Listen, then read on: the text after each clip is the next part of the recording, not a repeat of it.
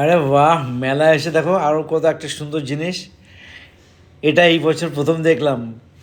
প্রত্যেকবার মেলায় জলের মধ্যে নানা রকমের জিনিস আসে। তা তোমার কাকিমা দেখে অবাক হয়ে যাচ্ছে, আমিও দেখে অবাক হয়ে যাচ্ছি।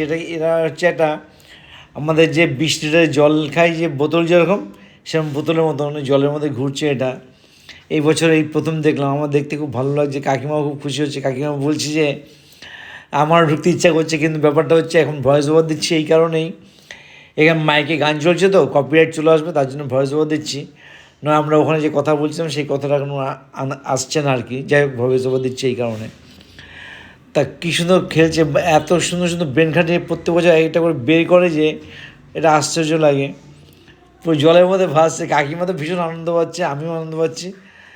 তা যার জন্য ভিডিওটা করছি। ভিডিওটা তোমাদের কেমন লাগলো কমেন্টস করে কিন্তু অবশ্যই বলবে।